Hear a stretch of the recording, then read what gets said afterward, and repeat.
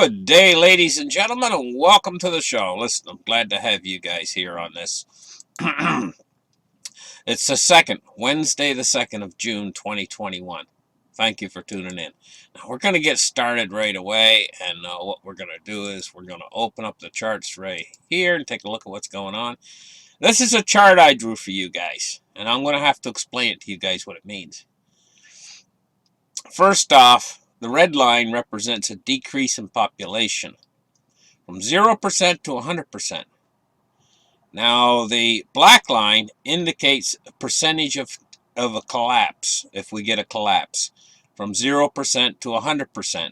Now, 100% collapse, it would be complete and utter destruction of the entire system. Nothing would function. And that type of a collapse is pretty near impossible to have, because humans tend to be organized in certain percentages of degree of organization. You'd have to have zero organization in order to have 100% collapse. So that's not going to happen.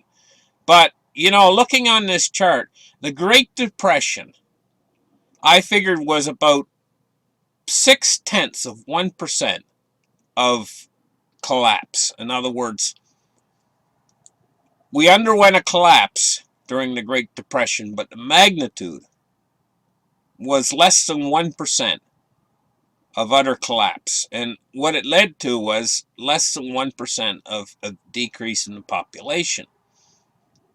What we're heading toward in this hyperinflation, it's going to be mostly centered, I think, in about 2023. That's when we're going to be in the middle of it. That's when we're going to be in the worst part of the hyperinflation, with prices accelerating like crazy on almost everything. And it's not just going to be the dollar.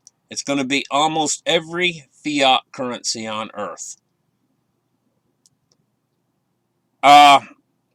We're going to experience, I figure, around a 4% collapse and that's magnitudes greater. That's over 6% greater than what we experienced during the Great Depression.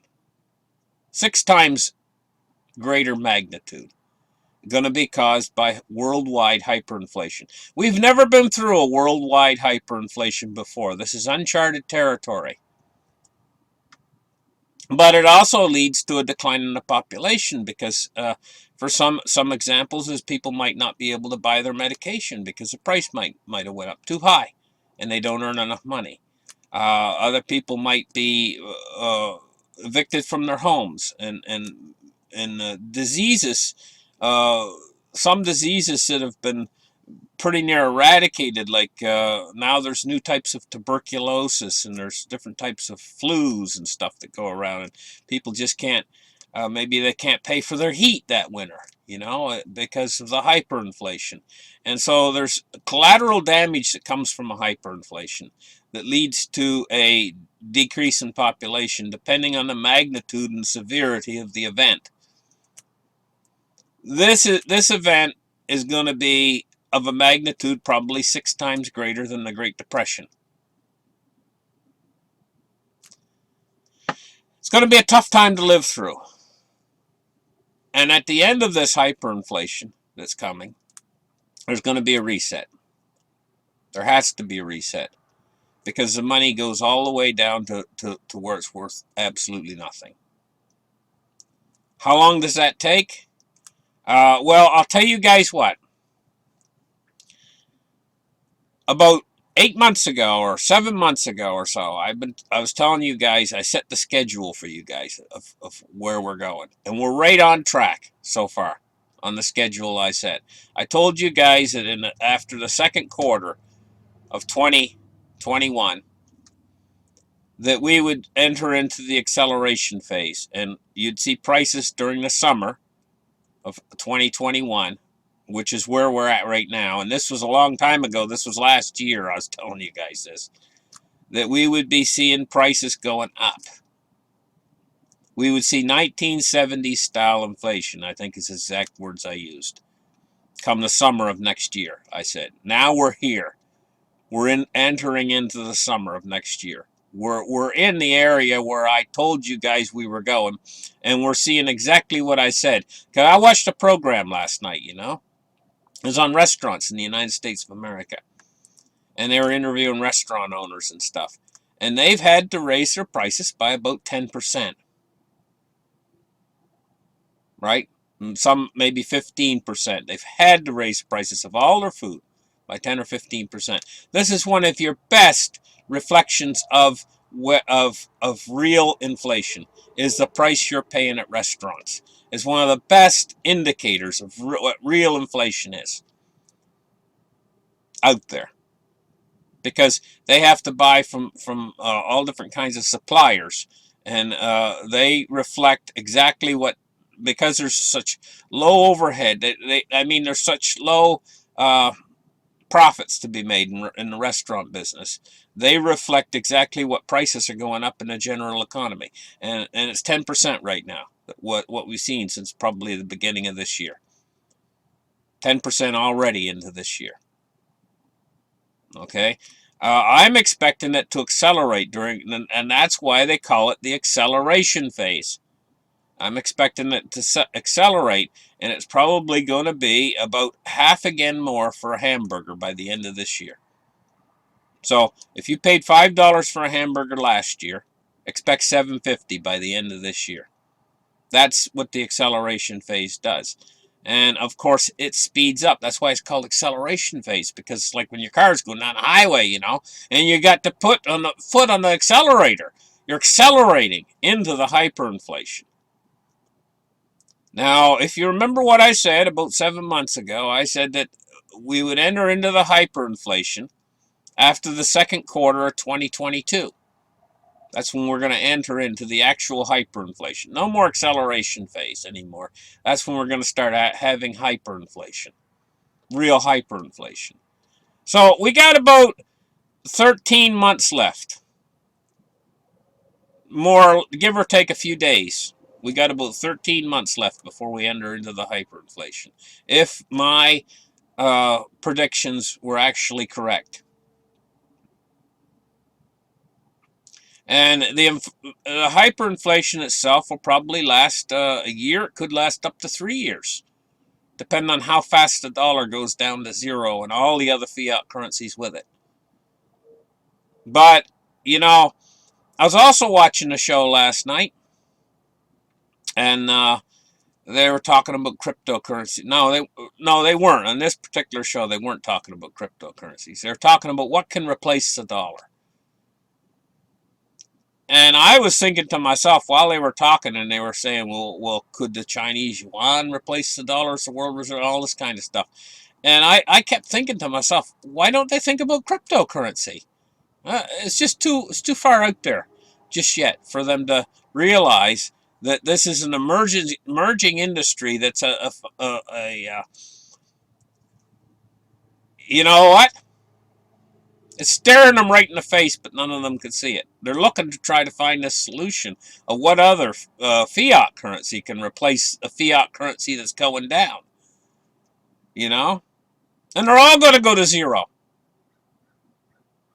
And gold and silver can't. I'm sorry for you guys who are out there. I hate to tell you guys this, but in this modern society, gold and silver cannot replace the fiat currencies as a monetary system.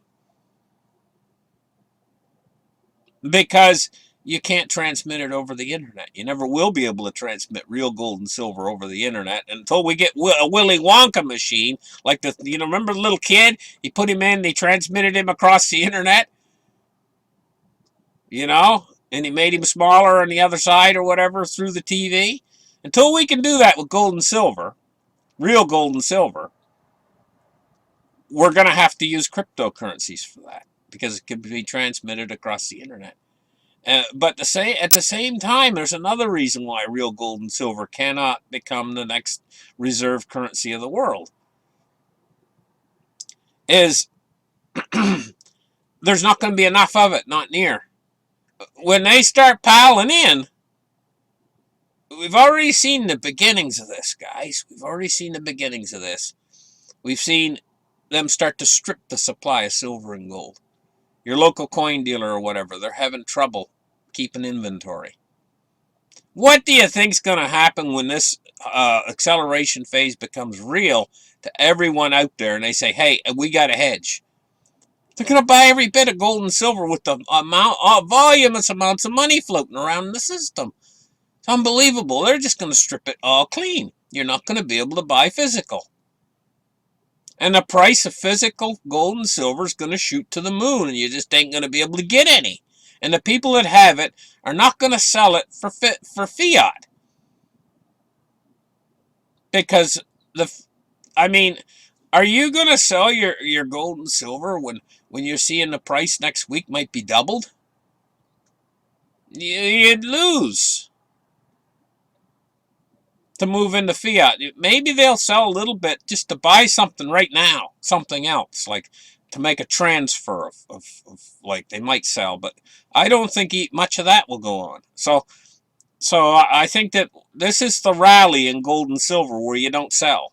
I'm sorry, but you won't be able to sell. You're going to get trapped in there because you're not going to want to sell for fiat, and that's the only thing you can really sell for. You might trade for something else, but it's going to be where you're going to have to probably sit on your gold and silver, because how hard is it to exchange gold and silver when you're in a hyperinflation? And that's where we're headed. You got to start thinking hyperinflation, guys. Well, yeah, you're going to see your gold and silver go to the moon. But after gold and silver's all been stripped clean, the shelves have been stripped bare of gold and silver, there's still going to be mountains of cash out there. Billions, if not trillions of dollars trying to find a home. It's going to all head into cryptocurrencies. They're going to buy it clean too, as much as they can. And so the stock market, what's going to happen with that? You guys are wondering, hyperinflation. Well, the stock market can go up to infinity, but it's all priced in the dollars. It's going down into infinity. Let's move on and take a look at the markets today. Let's get right in there. Let me open up the charts a little bit wider so you guys can see what's going on with the markets here. Expand it out a little bit. Okay, what's happening with silver today? 28 bucks. It's up $13. I'm going to tell you guys what. Everything else is moving up in price. We've saw a 10% increase in price probably since the beginning of this year. So we're only into the second quarter. We're heading into halfway into the year, right? And we've saw a 10% increase in prices. And it's going to accelerate. We're looking at probably more than 20% this year, inflation. Right now. They're not on top of this. They're plotting inflation. They're way back there. If it was runners in a race, they're way back on the starting line, and the guy's getting ready to finish the race and cross the finish line. That's inflation, and they're not plotting it. It's moving that fast out ahead of them right now. Okay, listen, guys. I'm going to tell you right up front. Inflation's moving so fast, we're going to cross a line in the sand that nobody's going to notice at the end of the second quarter of this year. So we're almost there. We're almost to that line. And that line, I'm going to call it the event horizon. Inflation is the black hole. And we're in a spaceship. And we're heading toward the black hole right now. And we're going to pass the event horizon. Now, the event horizon is this place where once you cross that line, the black hole's got you. It's going to pull you in. There's no escaping it. You can put on your turbo engines and try to back away from the black hole, but you've passed the event horizon, and you're only going to be able to slow yourself down a little bit. But you're like a bullet heading toward the black hole. That's the event horizon. We're going to pass the event horizon in just a matter of probably just the end of this month or whatever. You know? And once we pass that event horizon, then we're going to start gaining speed as we head toward the black hole of hyperinflation. There's no way out at this point. No escape. It'll have us. And, you know, the Fed right now is talking this big game. They talk about how they can fight inflation. And what are they going to do? Raise interest rates and stuff? Can't do it. It's impossible. without destroying the system that they've created. This is game over, guys. You got to prepare for what's coming. You got to prepare for this hyperinflation. You got to hedge out of the dollar. Because what it's going to mean, it might not mean that you get rich. But it'll probably mean that you'll be able to feed yourself and stay in your home and stay in a warm bed. That's what it'll mean. While everybody else around you is having really rough times. Well, I told you guys at the start of this thing, 6 times greater than the Great Depression. The Great Depression left a mark on all the people that went through it because it was rough. This is going to be 6 times rougher. You know? And you're going to go through it, whether you like it or not. We're heading into the black hole. And we probably enjoy these next 13 months or so we got left, on our way, on our voyage, because this is the best part. This is the acceleration phase. This is the part where the economy starts to pick up and everything starts to be booming and everybody starts to enjoy the crack-up boom. The initial start of a crack-up boom, and that's the hyperinflationary scenario. The initial part feels good. It's like a sugar rush. Feels good. Before you get to diabetes. So it feels good until it doesn't. And we got about 13 months of feel good coming in front of us. And it's going to feel the best in about 6 months from now. That's when we're going to be right in the middle of the sugar rush. Money floating around everywhere in the system. People buying things and prices going up and everything looks good, rosy. Until the real inflation starts to come, the hyperinflation. And it starts to make it so that people out there have a harder and harder time. They can't stay ahead of it. Prices going up so fast on everything. They're in a hyperinflation. And by 2023, we're going to be able to be in the middle of it. And what it's going to look like is you're going to see, you're going to want to buy, as soon as you get your money, you're going to want to spend it immediately because if you sleep on it the next day, it might be 30% higher in price. So you buy it today. You get rid of that money as fast as you get it. Everybody will be doing the same thing. And the government will be pumping money out there like crazy, trying to stay ahead of it too, because this is all on an exponential. The whole thing's on an exponential, and we're getting ready to go straight up. The rocket's getting ready to blast off to the moon, and these gold and silver prices right here, you can't hold them like this, or everybody will strip the shelves clean. If they keep it at $27 or even $28, while the price on everything else is shooting to the moon, somebody's going to come in and say, hey, I want to pave my driveway with silver. The price is so cheap. It's cheaper than gravel. Well, of course, it's just like if you had a sale on canned milk at the store, Everybody can use a few jars of canned milk, right? So you go in and they got 20% off sale. Yeah, okay, they got some on the shelves, Then they move it to 50% off. And they got 3 cans left on the shelf when you go in at 50% off. If they got a 75% off sale on canned milk, you go into the store, there's none on the shelf. Because it's just too big of a sale. Everybody and their dog is rushed in and stripped the shelves bare. And that's what's going on here with silver. This is a big sale. This is like a fire sale price on silver right now, considering the price everything else is going up. But they're not allowing this to go up. And it's the same way with gold right now. So what's happening is they're just beginning to start to strip the shelves bare. Well, if everything else keeps going up and they keep these prices down around $27, $28, what do you think's going to happen? You ain't going to be able to buy any soon.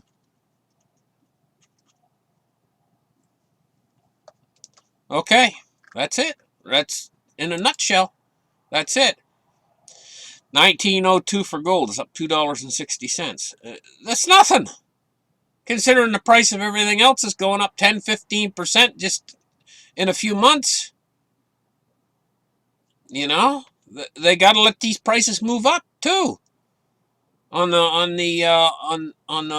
this these spot prices, they got to let them move up too. If they continue to suppress them, there's not going to be any left.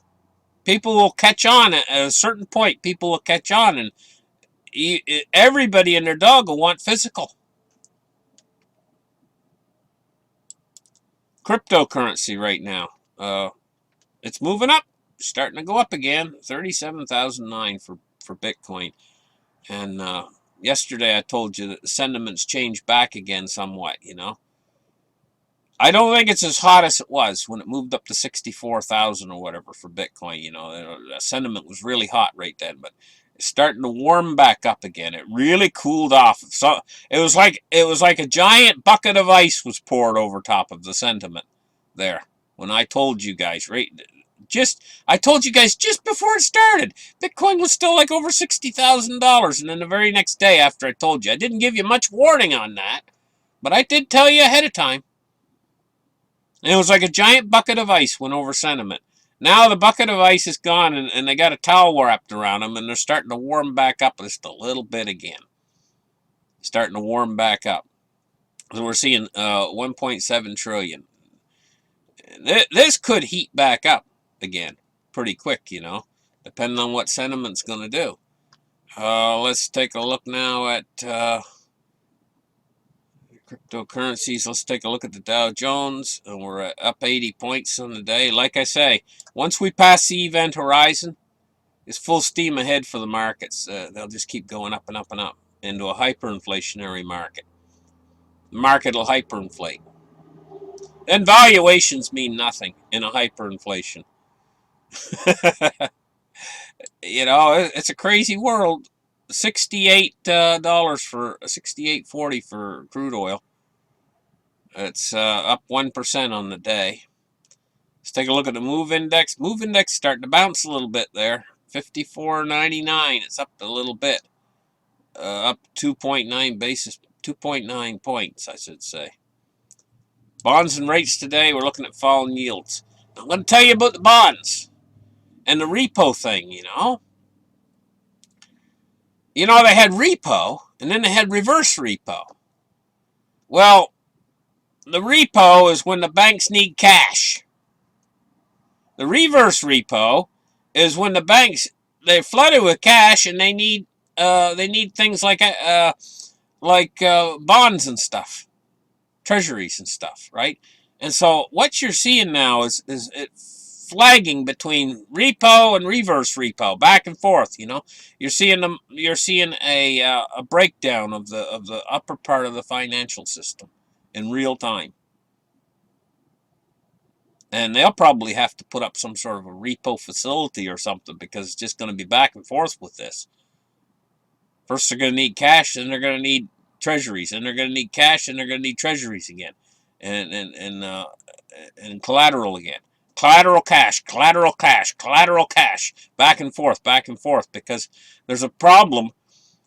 It's like a bell going ding, ding, ding, ding, ding, ding, ding, ding. That dinger inside the bell going back and forth. That's the repo market right now. It's putting off the alarm. Cash, and then they need collateral. Cash, collateral, ding, ding, ding, ding, ding, ding, ding, ding, ding, ding. That's the repo market right now. Is signaling a huge problem within the financial system. Hyperinflation's coming, just like the gates of a train. When you drive up to those big flagging gates in the train, it goes ding, ding, ding, ding, ding, ding, ding. The railroad crossing, and the things go down, the gates go down, so your car can't go through. And what happens a few minutes later, or 60 seconds later? The train comes through. That's the hyperinflation coming, and this is the signal. This is the ding, ding, ding, ding, and the flashers.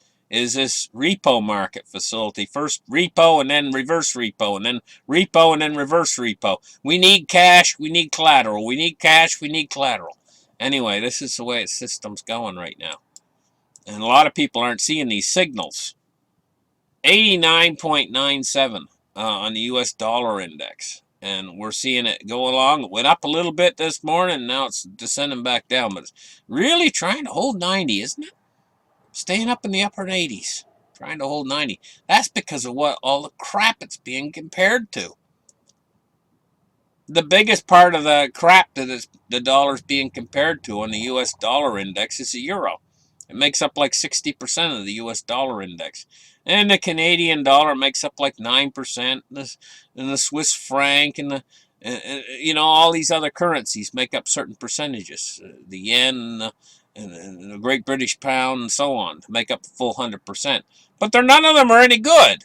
So, like they've said so many times, the dollar is the best horse in a glue factory.